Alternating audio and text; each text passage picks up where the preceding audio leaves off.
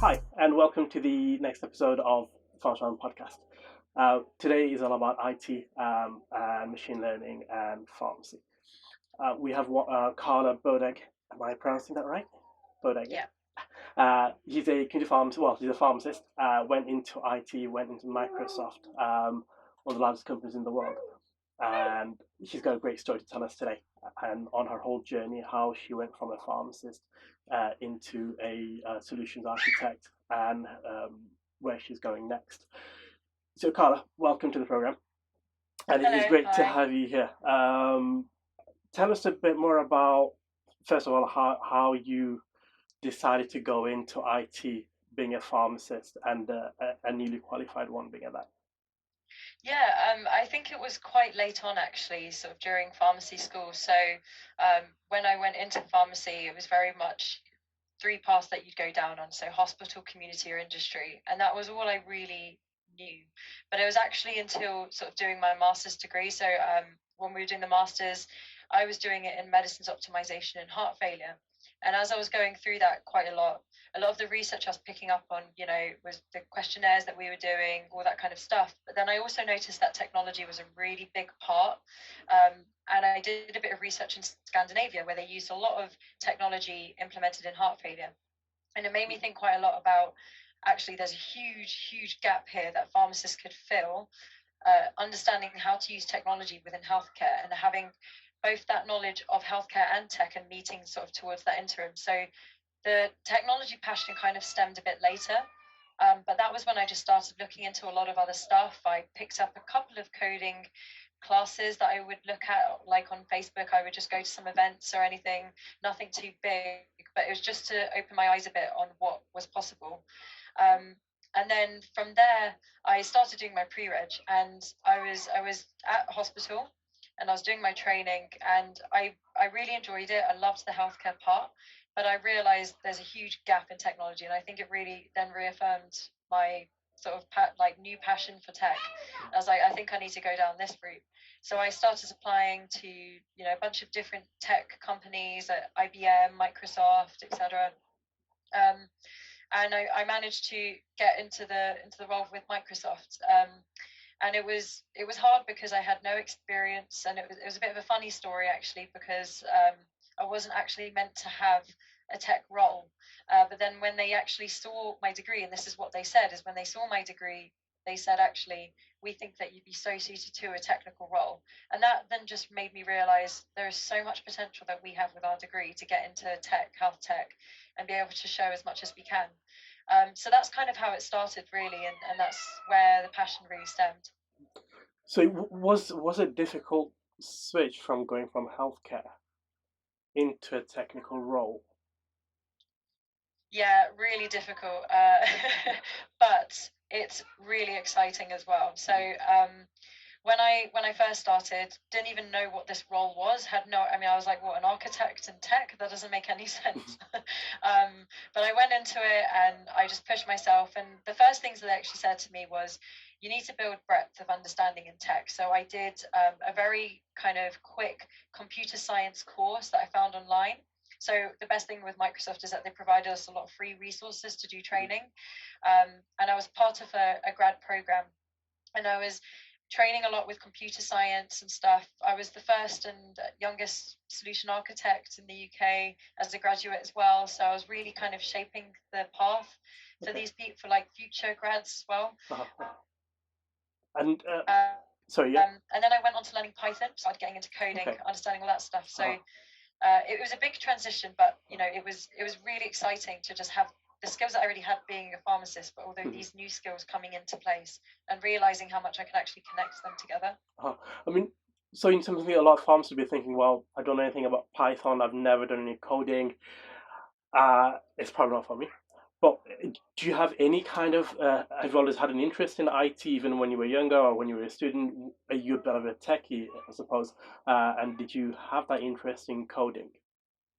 I had a little bit of an interest, actually. I mean, I was always interested in the coding bit, and it's actually really fun to do. My mum studied computer engineering, so both my parents are from Iraq. So my mum studied computer engineering in Iraq, and my dad is a doctor. So I kind of had both elements of looking at, the computer side and the medicine side.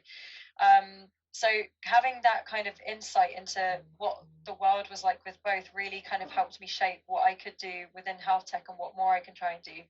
And that was like really exciting to kind of be around and surround myself with. I didn't really, I mean, actually during school when I was doing IT, I wasn't good at all. I mean, it was just really hard to get the interest. But then I don't know. I mean, looking in the world of coding, you just realize how important it is. It is the future. It's going to become an essential subject to learn for future kids as well. So I think, I was like, I need to jump on there and try and do it when I can, really. Okay. And yeah, that's really quite an interesting story, because I was, especially the part where you said about, a solutions architect and architect in the industry side, because I spoke to a friend of mine who's a systems architect, and he was saying the way you look at it is like, you've got an architect that builds a house. You have your bricklayers, you have your plasterers, you got your plumbers, and they know where the bricks go, they know where the plaster goes, they know where the or how to put a wall up, or how to put make a plaster smooth and looking good, and they know where the heating goes. But an architect designs a full blueprint which everyone else follows.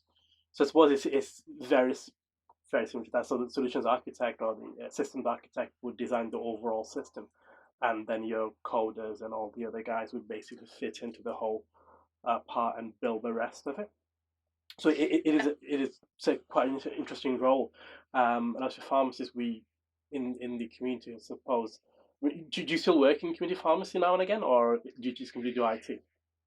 So I actually didn't in last year because I was very ingrained in sort of understanding the role, really kind of gearing up. So it was a bit difficult in the first year, and I had to dedicate a lot of time into that. And I think that's when sort of the priority came into play of, what do I do now? But now, I've completed sort of the CPP certifications. I've really kind of worked myself to go into community and doing some locum. So it was quite hard because I had trained in hospital, and then sort of that transition was a little bit difficult, and having that fear of thinking I've now been out of it, I'm not really kind of in the loop in a way. I mean, definitely your community is incredible. Like what you've created is amazing. So I really think that like if I didn't have that, it wouldn't, it would be so much like tougher for me. But it's incredible to have that community to just be able to help each other. So definitely, one of my biggest recommendations if people are thinking to go into tech is not to lose what you have now with your your degree, your pharmacist registration. It's so important to keep it up and to make sure that it's not something you do lose. One of my colleagues actually who's at Microsoft was a pharmacist back in Nigeria, and he, about 20 years ago, he didn't continue, but one of the first things he said was make sure you continue and keep doing it. So it's definitely something that I strongly recommend. It's not, unless it's something deep down you definitely don't want to do it, but it's always good to have that. So I was going to say, I mean, as a community pharmacist, we deal with a lot of this running of the overall system, especially for superintendent pharmacists. Then you design or run a full company and how all the system and processes work. So I suppose it was going to say about the solutions architect or system architect within the IT side is a bit similar to that. So obviously, if you're a pharmacist and you've got the knowledge of how to run an overall system in IT, could easily see an IT company saying, well, if they can do it for a system like running a pharmacy, which if you can really look at it in a mechanical way, that these systems and processes have to be in place to work, you could really transfer that to the software solution side, where you need a whole lot of different sides within the software to work together for the client to make sure the whole thing works. Like Windows itself, the software, there's a lot of different components to it. Solutions architect, I suppose, would be working within all of that to make sure it works smoothly. So I mean, it's a really interesting role. I mean, apart from solutions architect, do you see pharmacists in any other roles within IT?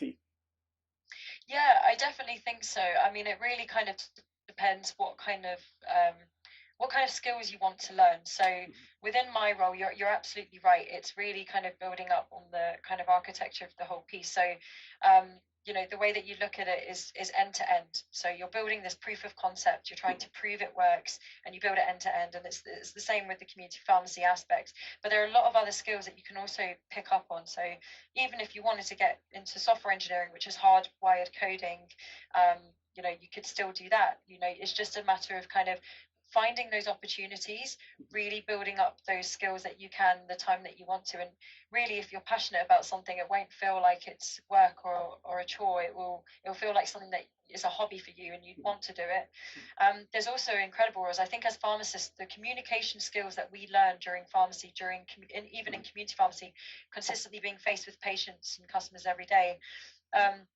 What's really great with that is you can then apply that into a sales role if you want to, and go into that because you've already developed those skills. You know how to talk to people, you know how to build empathy, you know how to connect with those people. So that really adds on a good edge. So there's so many different amazing roles that you could get into.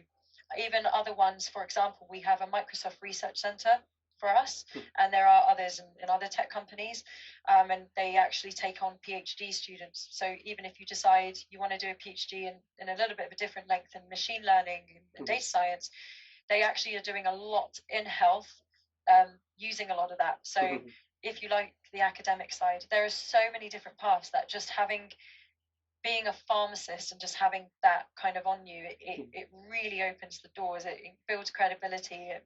It makes you kind of be this unique health tech kind of guru in a way. And there's a lot of things that you can do with the skills. Yes, I was going to get to the data science part next because obviously there's a big push, or there has been a big push in the AI side, and machine learning, and how using big data to try and understand population health. Obviously, during COVID, we've seen how tech companies have been using the data to try and understand how diseases spread, how COVID itself, the virus itself, attacks the body.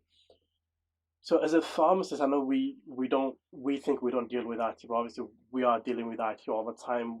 The first thing we do is go into the shop and turn the computer on, and we have our patient data there. It's a bit outdated from, if you look at Windows 10 and if you look at our system and all the pharmacies. Quite different. Yeah, slightly different. So I suppose for a lot of the pharmacists that are working in community, I think some of the questions that we had one question today. So I'm just going to get to the questions that we had from some of the people on Telegram. Saved. Okay, so we had, can someone with no experience forge a path as a pharmacist into the field, and what sort of training pathway would be available from starting from scratch? I think you kind of answered that question at the start, didn't you? Because you literally went in from scratch, didn't you, from training? From Sorry, after you qualified, you went. Can you hear me? Wait, sorry, I couldn't hear the question. Right. So the question was, can someone with no experience forge a path as a pharmacist into the field, and what sort of training pathway would be available if starting from scratch? So I think that's a question that you've pretty much answered, because sorry, go on. Yeah, I mean, I was going to say, I think that, I've kind of pretty much answered in the sense that you can go in with no experience, but I think you could also challenge that, looking back, what would I do maybe differently going into it? And I think one of the things is probably brushing up a little bit more on the tech side and actually just understanding it. So it wasn't easy sort of going in, not knowing anything. I mean, not even understanding what a virtual machine was and all these kind of things. That was difficult. So if somebody is thinking about that and at a point where they know they want to kind of go in a bit of a technical route, start really opening up into different paths. There's things like edX, Udemy, Udacity that do courses online that can really just teach you the basics of computer science, really like core basics that are pivotal to just getting into this, and then building up, seeing, do you like the coding aspect? Do you like the data science? Do you actually just like the really customer facing type stuff, and the sales bit? Like, what do you like about the tech that kind of excites you and stuff? So I think, you know, having answered that, but I would also say that it's good to get the experience before, in a sense of just the training and understanding the foundations, and then being able to pick out what you like. I think for me, coming into, I'm under sort of the data and AI aspects of solutions architect role. So I think I was quite lucky in that sense, because I've always found AI quite fascinating, and we do a lot around the ethics of AI. So yeah, so I was just gonna say, so on reflection, I would probably just make sure that there are ways that you can do some training. There's so many cool resources on there.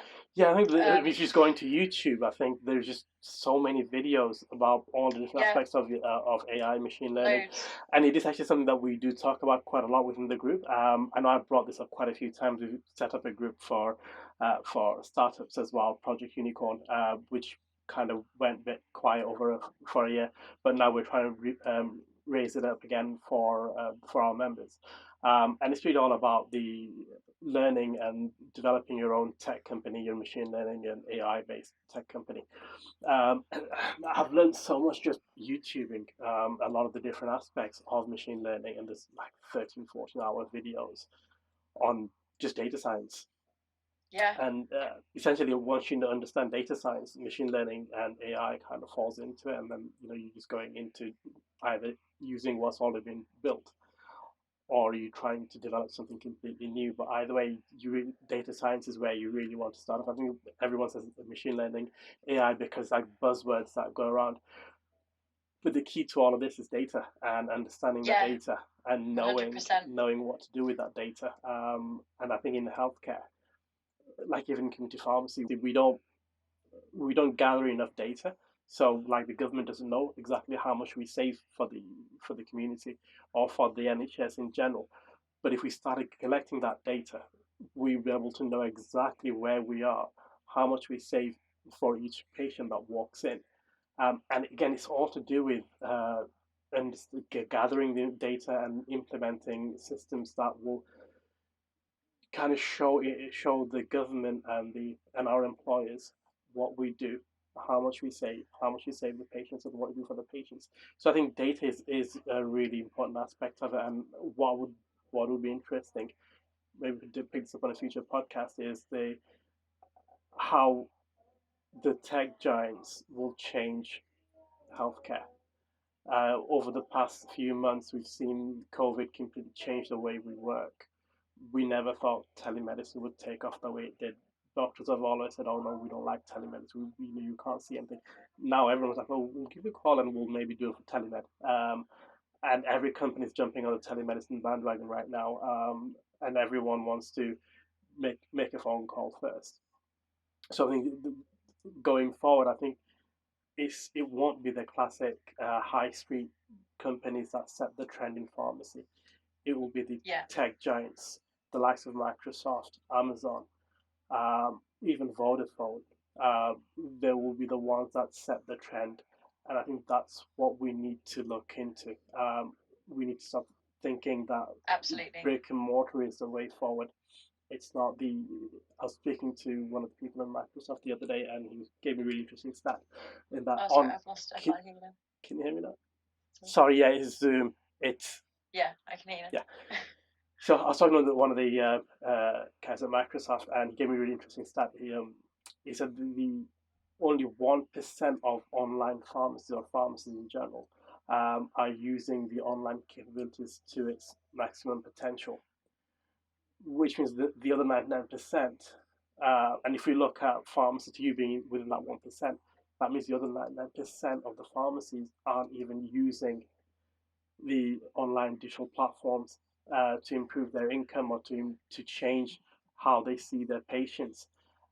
And there's a lot that we can go into within that sphere of online marketing, online data collection and treatment of patients and seeing the patients. And there's a lot of cost savings that you can bring into your company as well through using digital platforms. And I think that's a really interesting area that we could pick up in the future podcast. But Carla, I just want to thank you for coming in today because you've given a really valuable insight for a lot of pharmacists who are looking for something else to do. Last few Absolutely. months, we've seen a lot of pharmacists staying home because there is no work out there or they're self-isolating. Yeah. So thank you for coming in today. And we're going to end it there. I know you're in a bit of a rush yourself. So we'll maybe pick up another session and go through a bit more in-depth detail into a different aspect of IT. Anything else you want to add before we wrap up? Yeah, I think just one thing that I would say is a lot of people feel like that they take one sort of traditional path, and then that's the only path that they have to take and can take. And there reaches a point where you feel, okay, I have to kind of wait for doors to open for me for these opportunities. But what I would say is it doesn't matter where your background is, and it doesn't matter it's not a matter of waiting for those doors to open. You have to go and sort of push those doors and get through them and say, actually, this is where I can be and this is where I can shine and this is what I can do. So I would really just encourage that if you do have that passion for tech and you feel that's something that you can get into, 100% just do it, just go for it, and don't let your degree ever define that the fact that you can't do it. There are so many amazing opportunities that you can do being a pharmacist and be able to combine that into tech. So it's absolutely possible, and it might be a little bit difficult, but it's worth it in the long run. Yeah. So thank you again for coming in on the podcast today. And we'll see you guys in the next one. Bye. Thank you for having me.